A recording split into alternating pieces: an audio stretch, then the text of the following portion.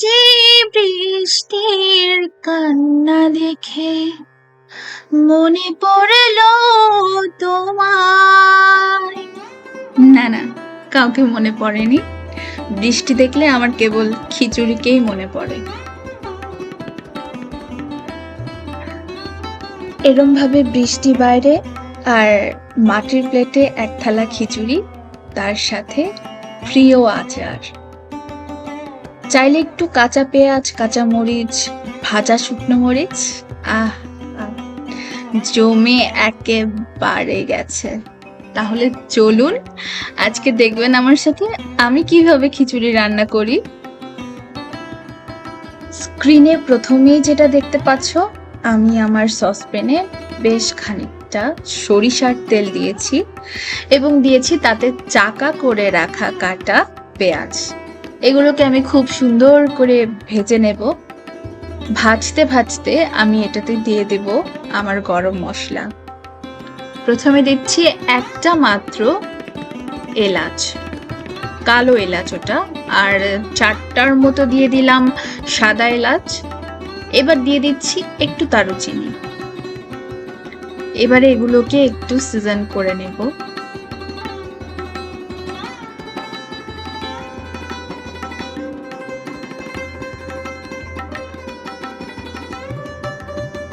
এই যে এখন একটা পাতা দেখতে পাচ্ছ, এটা হলো দারুচিনি পাতা, এটাও আমি দিয়ে দিলাম।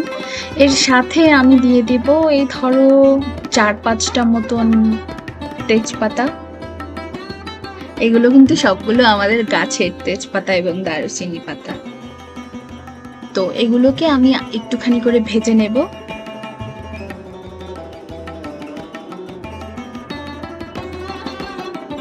গরম মশলা এবং পেঁয়াজ আমার মোটামুটি ভাবে ভেজে এলে তখন আমি 3 চা চামচ বাটা মশলা দিয়ে দেব।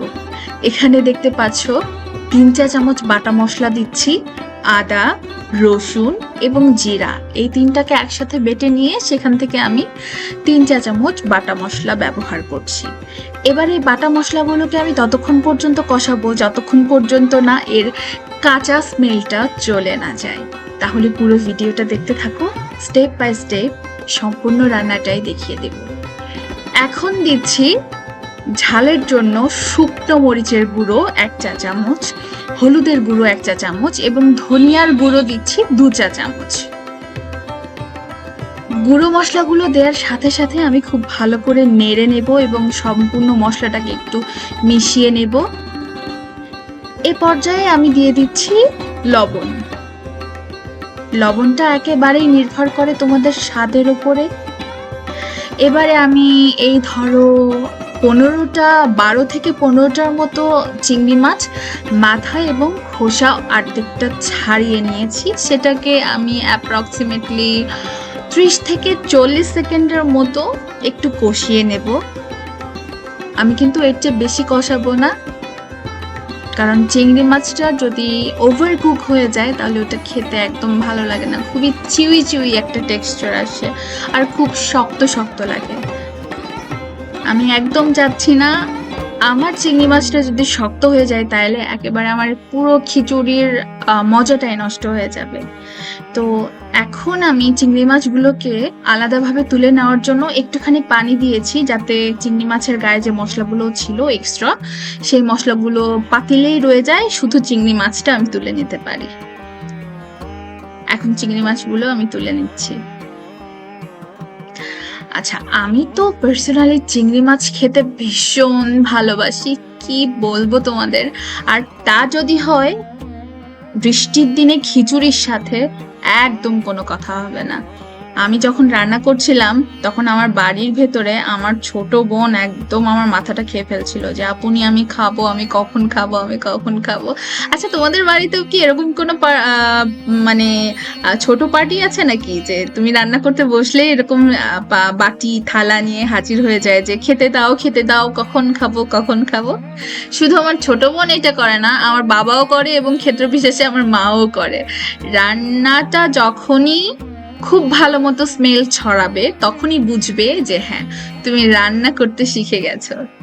আচ্ছা, আমি জানি খুব ভালো মতো কাঁঠাল তোমরা কেউ কেউ না খেলেও কাঁঠালের বিচিটা কিন্তু একদম এড়াও না।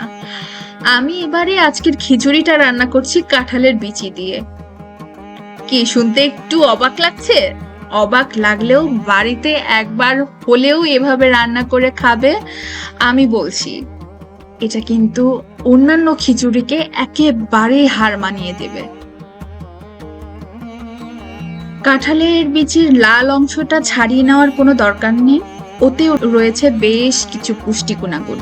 আচ্ছা, কাঁঠালের বিচি আমার কিন্তু কষানো হয়ে গেছে। এবারে আমি দিয়ে দেব আমার চাল এবং ডাল।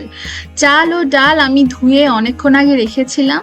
এবারে এই পুরো মশলাটার সাথে আমি আমার চাল ও ডাল খুব সুন্দর করে মিলিয়ে নেব এবং আমি কষিয়ে নেব। দেখতে থাকো পুরো ভিডিওটা। আর হ্যাঁ, এখনো যদি আমার ইউটিউব চ্যানেল দা ফারিহায় সাবস্ক্রাইব না করে থাকো তো কি করছো তোমরা? ভালো ভালো কন্টেন্ট তো একদম মিস করে যাবে। আর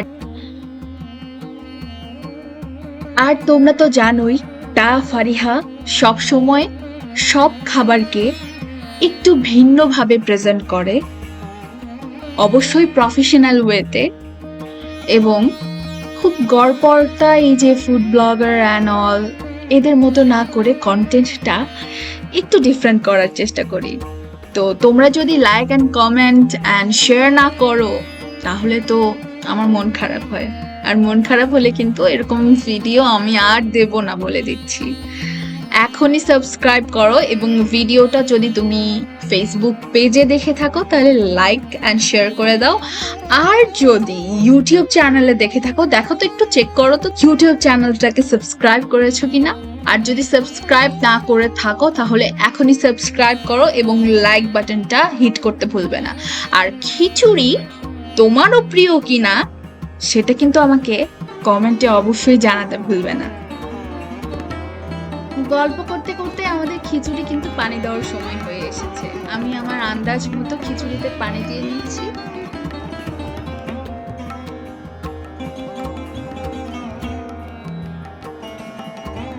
আমি আমার আন্দাজ মতো পানি দিয়ে দিচ্ছি, তোমরাও তোমাদের আন্দাজ মতো পানি দিতে পারো বা মেপে ঝুঁকে পানিও দিতে পারো। তো এবার আমি খিচুড়িটাকে খুব ভালো করে ফুটিয়ে নেব। ফুটিয়ে নিয়ে আমি আমার সেকেন্ড স্টেপে যাব।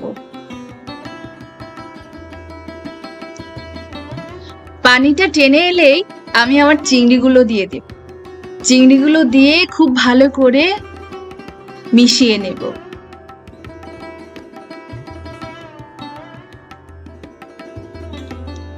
আমি এমন ভাবে নাড়া দিচ্ছি যাতে আমার চিংড়িগুলো মিশে যায় এবং সবগুলো মশলা চালের সাথে খুব ভালো মতো মিশে, কিন্তু চালগুলো আস্তই থাকে। তো তোমরাও কিন্তু এভাবে নরম হাতে নাড়া দেবে, কেমন? নইলে কিন্তু চাল একদম গলে যাবে, পরে বলবে যে আমি তোমাদের বলি নাই। গল্প করতে করতে খিচুড়িটা কিন্তু এখন দমে বসানোর সময় এসেছে। দমে বসানোর আগে আমি একটুখানি উপর থেকে কাঁচা সরিষার তেল, এই ধরো অ্যাপ্রক্সিমেটলি 2 টেবিল চামচ, এটা দিয়ে তারপরে আমি ঢাকা দিয়ে দমে বসিয়ে দেব। কাঁচা সরিষার তেল এখন দিলে হবে কি জানো, এই খিচুড়িটাকে খুব ভালো কমপ্লিমেন্ট করবে।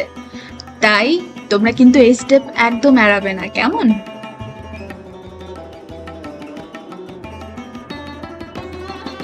মাঝখানে আমি আবার একটু ঢাকাটা তুলে দেখছিলাম যে আমার খিচুড়িটা ঠিকঠাক মতো হচ্ছে কিনা।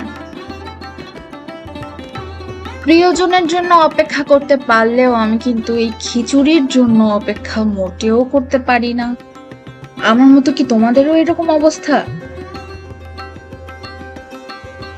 আর অপেক্ষা করতে হবে না, রান্নাটা কিন্তু একেবারেই হয়ে গেছে।